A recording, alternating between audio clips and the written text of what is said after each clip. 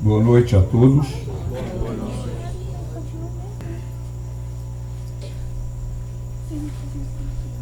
Hoje nós vamos conversar, trocar ideias sobre a aflição. Afinal de contas, uma das bem-aventuranças que o Cristo, às margens do lago de Genezaré, ensinava para aquela multidão que o acompanhava e dizia: bem-aventurados os que choram, porque serão consolados. Ou bem-aventurados aflitos, porque serão consolados. Aflitos e os que choram tem a mesma conotação, porque quem chora, chora por causa de uma aflição. E eu pergunto: qual de vocês aqui nunca teve uma aflição? Não aparece ninguém, não aparece nenhum. O que seria uma coisa mais, um sinônimo de aflição, para nós chegarmos lá? Ansiedade, angústia, tribulação, agonia, tormento, tudo isso é aflição. E como o nosso planeta é um planeta de provas e expiações, a expiação, ou melhor, a aflição, é própria de quem vive nesse planeta, neste momento que nós estamos vivendo. Estamos nos aproximando da melhoria do planeta, da regeneração, como todos sabemos. Mas enquanto estamos aqui ainda nesse estágio, todos nós temos aflição. E Cristo diz: bem-aventurados os aflitos. E ter aflição seria felicidade?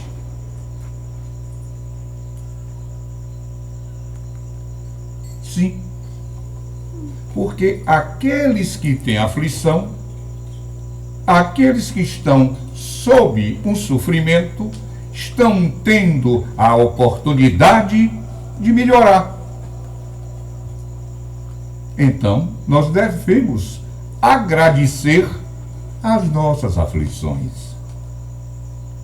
E essas aflições, elas teriam duas fontes: aquelas inerentes a todo o planeta,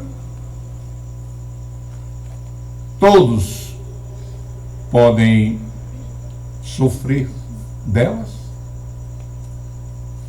e aquelas inerentes a nós mesmos, aquelas que nós buscamos através das nossas escolhas mal feitas. As primeiras, por exemplo, são os tsunamis da vida. São aqueles momentos de aflição, de tristeza que nos traz por a perda de um ente querido. Nós não podemos evitar. São aflições inerentes a todos nós, e todos nós vamos passar por elas.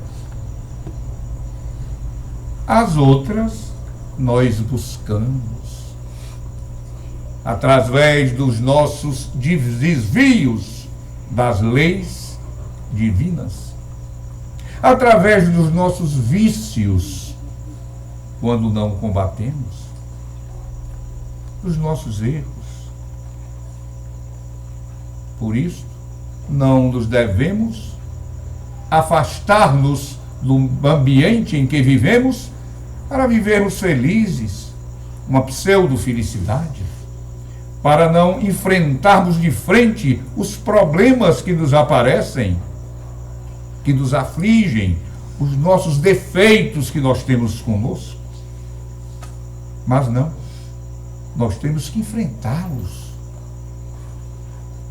Enfrentando esses vícios, esses são os verdadeiros cilícios da alma, e não mortificarmos, passando tempo de joelho a orar,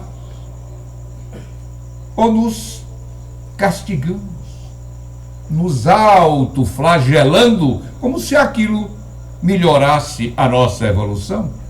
Muito pelo contrário, pois o corpo que dá sustentação ao nosso espírito, ele precisa estar em boas condições.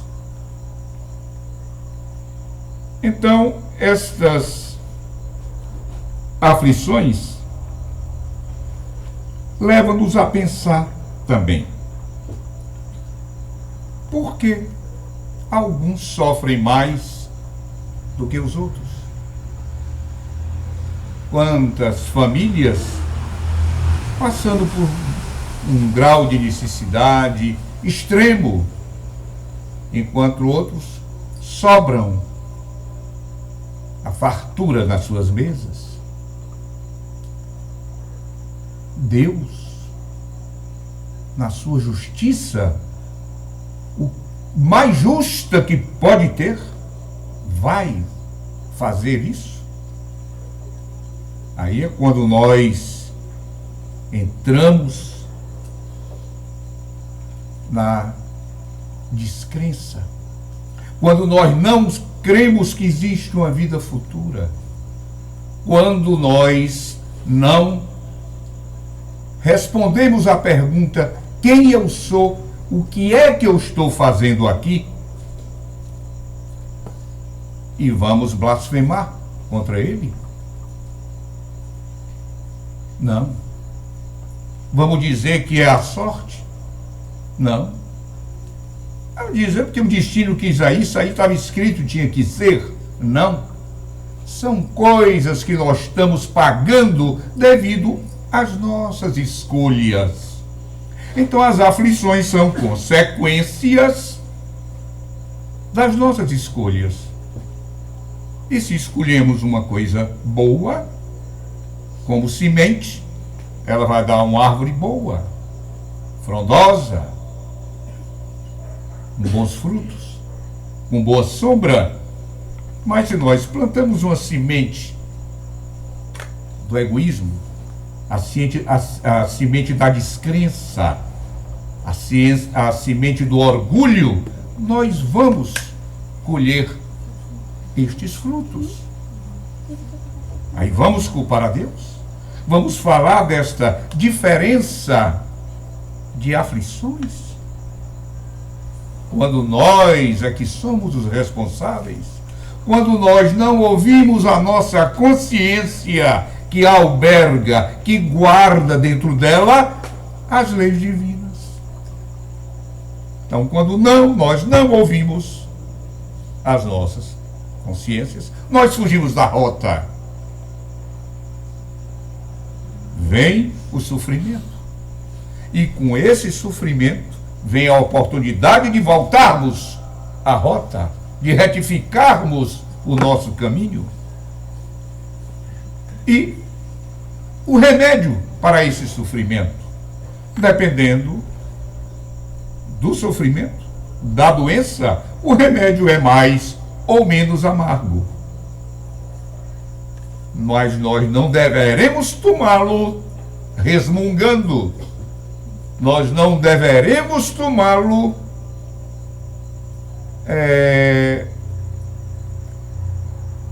entregando ou culpando alguém por isto, e não a nós mesmos.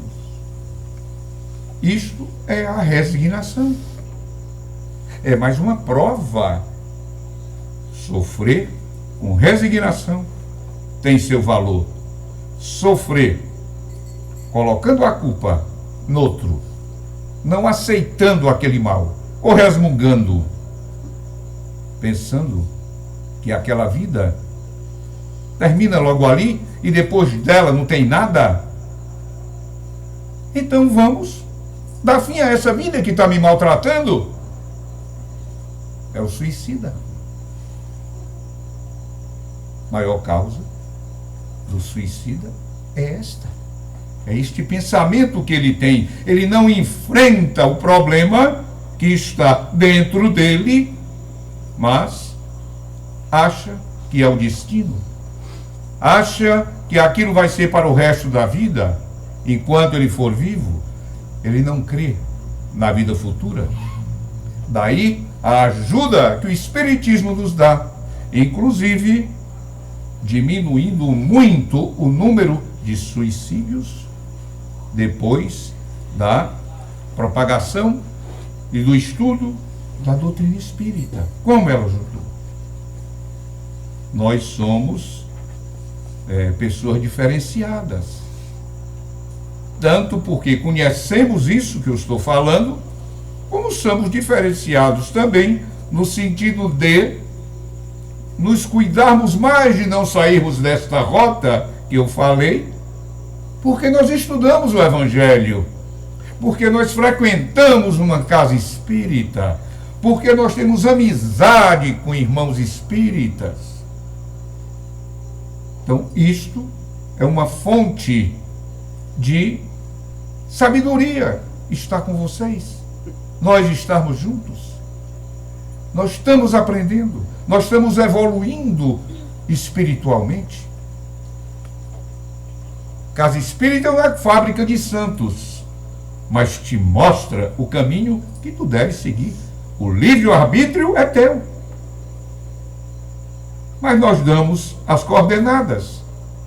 Nós damos o azimuth. E aquele que tem a sua aflição e deixa para lá, é igual ao soldado que está numa guerra e não vai para um fronte. Porque o soldado que pega arma, que vai batalhar, quer ir para frente da batalha, quer ser um herói para ganhar medalha, para ganhar posto, para subir de posto, para evoluir.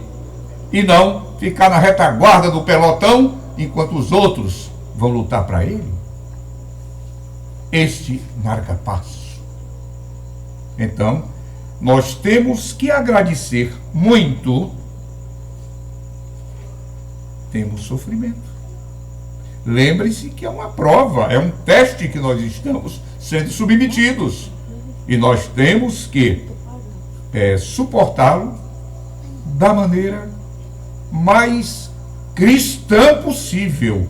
Porque com esta fé que a gente tem, que a doutrina nos explica, a gente sabe que isso não significa nada, é um minuto para a vida eterna. Obrigado, Senhor, por esses males. Obrigado por essa dor. Dai-me força para suportá-la. Eu estou doente. Eu estou sofrendo.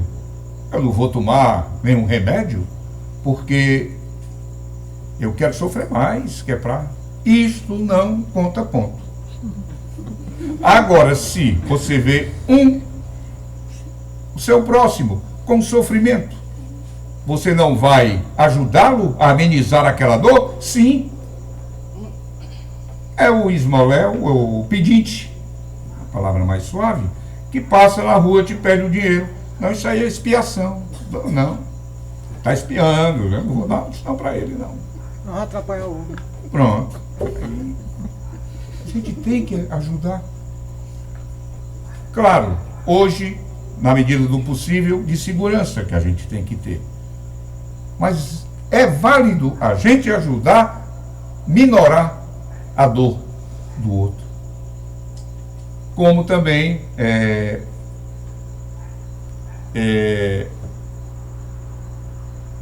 a gente, como eu falei, que a gente vai ter que suportar, vai morrer afogado? Não, procura nadar para segurar na margem do rio.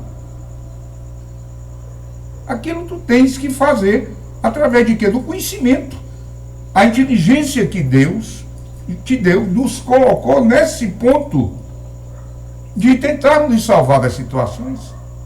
Porque quando nós não tínhamos ainda o conhecimento tal que pudéssemos fazer tudo para nos salvar, nós terminávamos, não vou chegar lá não adianta não.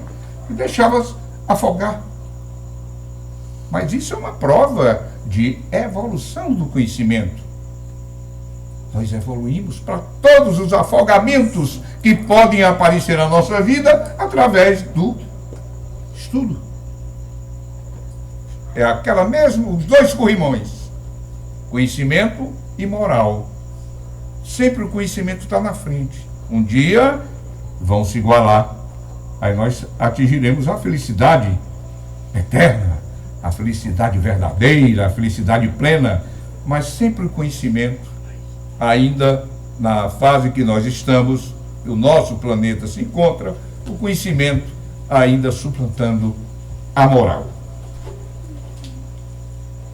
Evitar as lamentações. Por exemplo,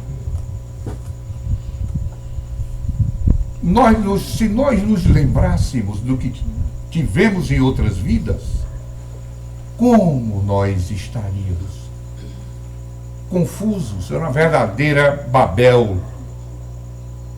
Tive um inimigo na vida passada, estou aqui, me encontro com ele. Já pensou o que pode acontecer? Se eu venho trazendo o ódio que eu nutria dele, ainda? Ou se eu era orgulhoso, chego no ponto, me encontro com ele, me lembro que ele não valia nada. Quando eu olho a posição, camarada, lá em cima, eu me humilho. Fico humilhado perante a ele. Quem ficava nos meus pés na outra vida, sob meus pés. Então, o saber, a sabedoria de Deus é tal que ele passa, ele deleta tudo. Enquanto nós estamos na vida terrena, enquanto nós estamos encarnados, a não ser quando nós dormimos, que o nosso espírito sai para estudar, para adquirir conhecimentos na hora do nosso sono. Mas da mesma maneira, a gente nunca esqueceu os 2 dias antes ou 3 o que nós fizemos, aquele momento do sono. Que quando nós chegarmos, atravessarmos a porta, o portal da vida, como que vai passar como um filme na nossa mente, e nós vamos ver as vidas tantas que nós já tivemos, e aí vamos fazer uma programação para melhorar uma vida futura. Quando nós escolheremos, com a ajuda de espíritos superiores, das nossas provas que nós iremos submetermos numa nova encarnação.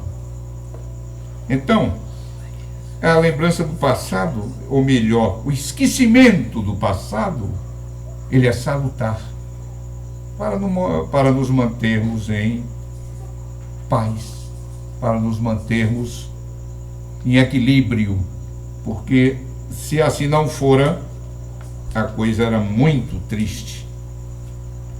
Cada existência é um novo ponto de partida. Cada existência. Cada vez que você vem, quando o débito não está quitado, você tem que quitar o resto. É até o último ceitil. Então nós temos que aproveitar na atual existência para melhorarmos o máximo que se pode, para numa futura restar menos coisa para pagar. Restar menos coisa para pagar.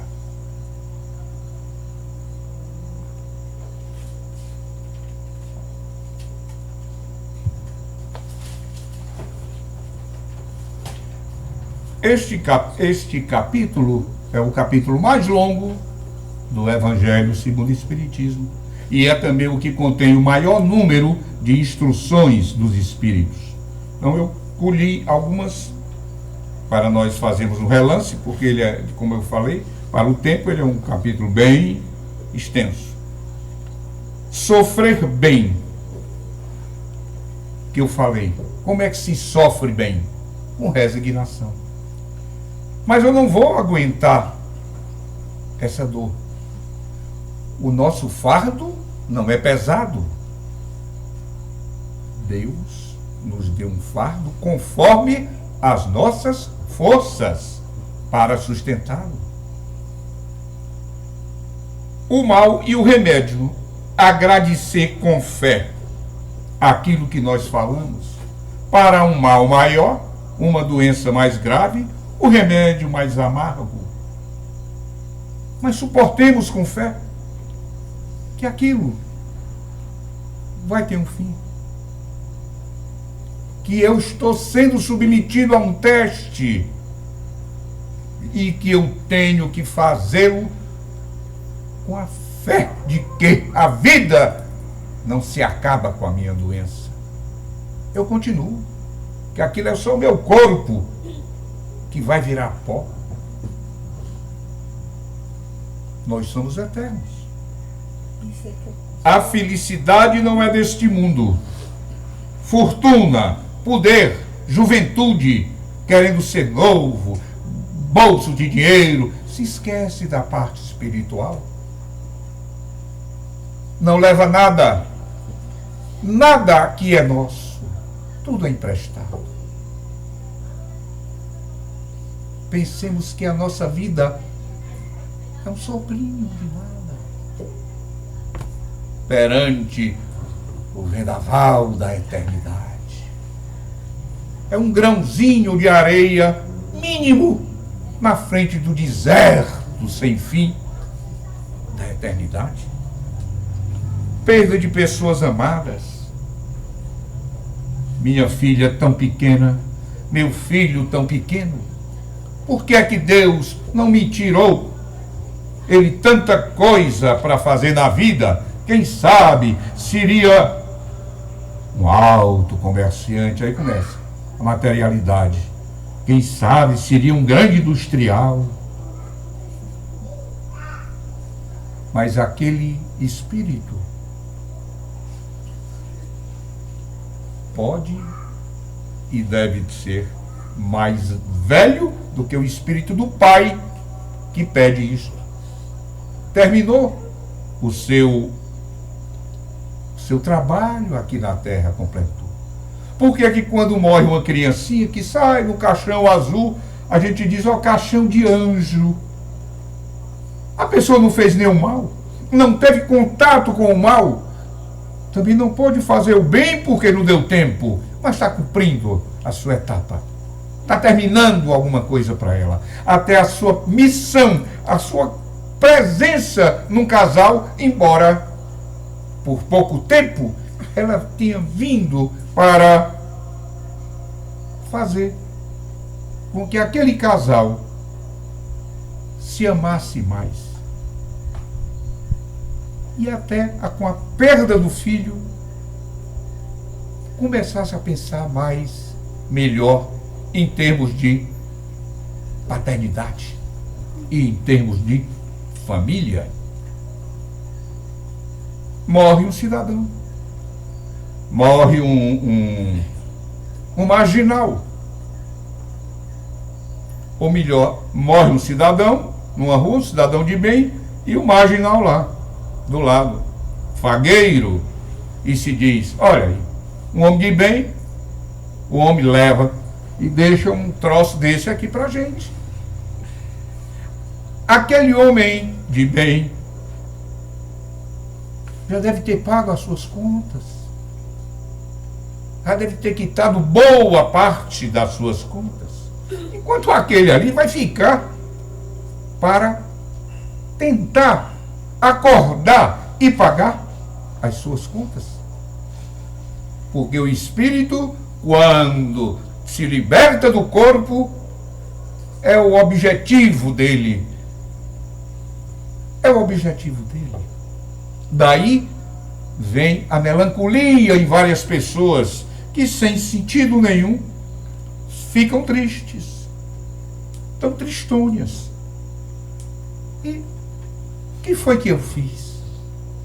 Muitas vezes é o seu espírito tentando se libertar e não conseguiu.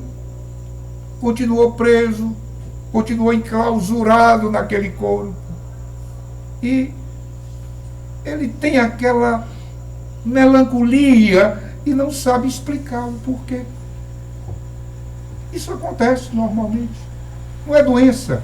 Era um momento de tristeza, um momento de melancolia que a pessoa sente. Então, o homem de bem, se fosse o homem de bem, não morreria. A gente não pode pensar assim. Até porque, nas provas que uma pessoa é submetida, você pode diminuir. Você pode chegar, como eu falei, junto para amenizar mais aquela dor. Mas você não pode intervir, porque é divino isto. A prova para ele que ele está submetendo, só Deus é quem sabe. Estava comentando agora com os meninos antes de começar.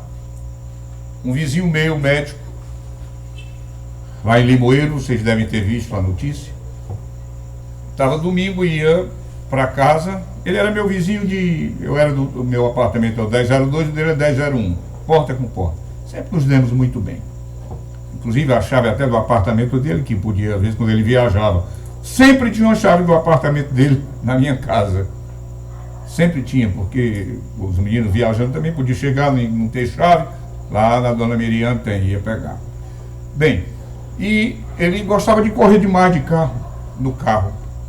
E a Socorrinha, a mulher dele, sempre reclamava. Já tinha tido um acidente com ele, grande, em Chorozinho. E domingo ele foi para casa e a Socorrinha foi com ele. E o outro filho dele, o Juninho, que é médico também, endoscopista, estava lá e se dirigindo também para Limoeiro, perto de Russas. A mulher dele reclama e diz: pare o carro que eu não vou mais dirigindo com você. Pode parar que eu vou esperar pelo Juninho. Ela nunca houvera feito isso com ele.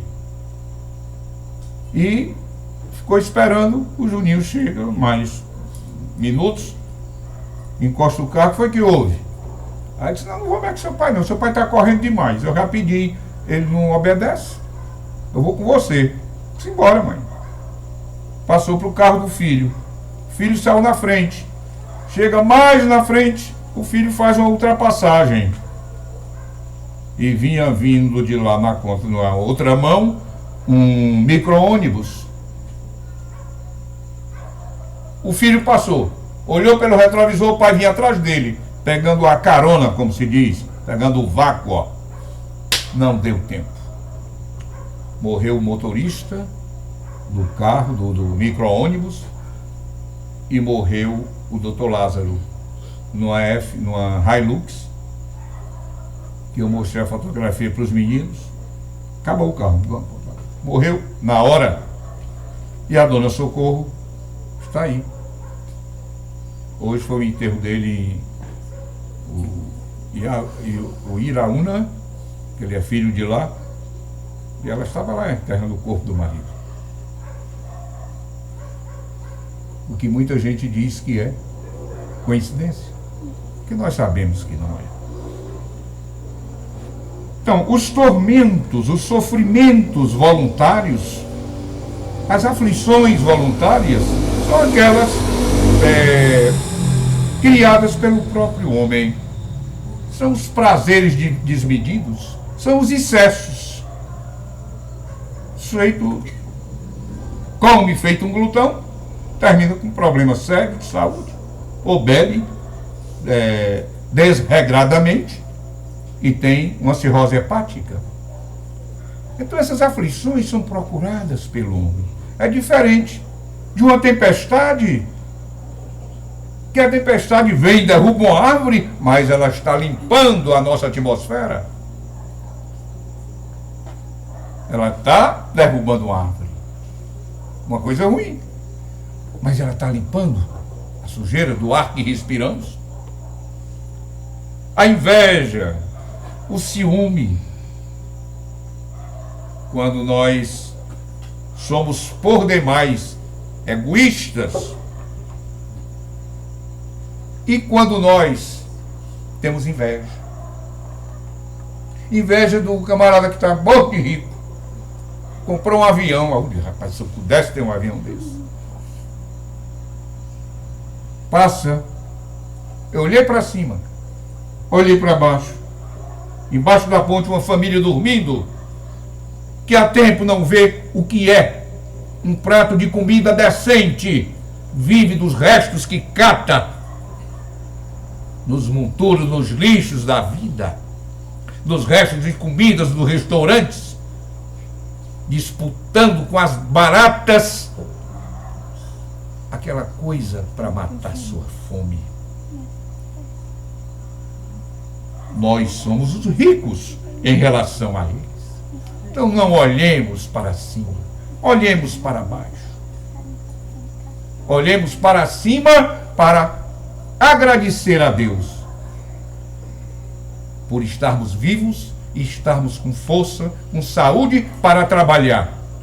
E olhemos para baixo para darmos a mão e ajudarmos aquele que está mais embaixo da gente, para que ele fique no mesmo plano que nós estamos.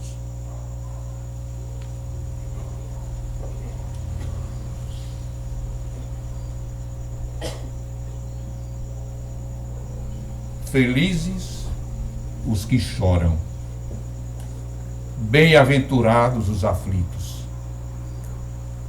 Vamos nos lembrar que sempre que choramos ou enfrentamos uma aflição deste tipo, desta magnitude,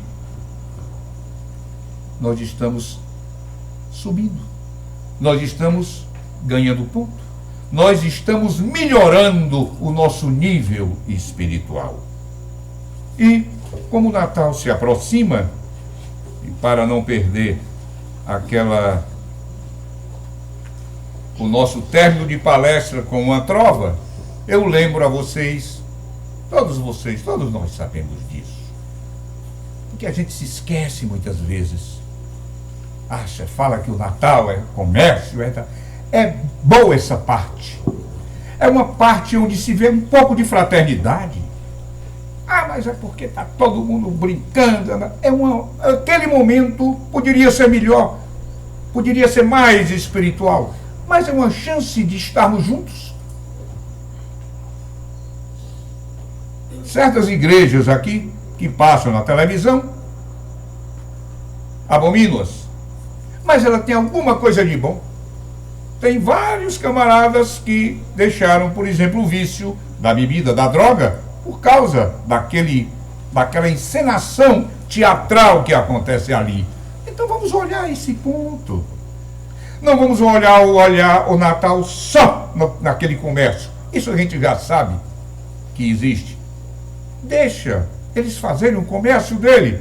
E nós fazemos o troca-troca com Cristo, vendo sempre o quê? Que o aniversariante é ele.